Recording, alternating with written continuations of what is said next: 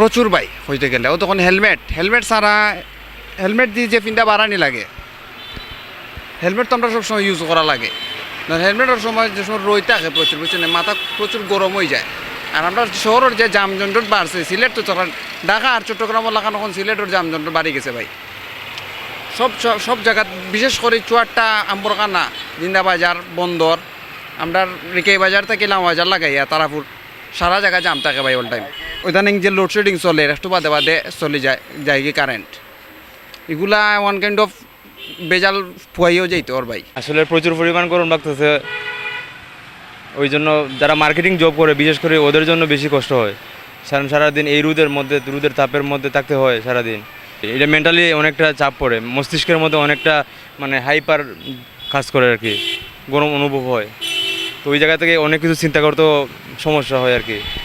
বিভিন্ন বিষয় নিয়ে অনেক জায়গায় দেখা যাইতেছে ও কারণে গাছপালা বৃক্ষ নিধন করা হইতেছে বিদ্যুতের সমস্যা করতেছে কারেন্টের সমস্যা করতেছে তখন ক্লাস করতে পারতেছে না ফ্যান অফ হয়ে যাচ্ছে তো এইখানে একটু কী থাকার কারণে জেনারেটর থাকার কারণে একটু ঠিক হচ্ছে বাট পরে দেখা গেছে প্রবলেম হচ্ছে আর কি আজকে অতিরিক্ত অনেক দিন ঠান্ডার পরে ঠিক আছে আজকে অতিরিক্ত একটু গরম লাগে অন্যান্য বছর থেকে মোটামুটি তাপমাত্রা বৃদ্ধি হয়েছে তো যারা রিক্সা চালায় বা যারা শ্রমজীবী মানুষ আছে তারা তো অবশ্যই একটু কষ্ট ভোগান্তিতেই আছে অবশ্যই গরমের তাপমাত্রার জন্য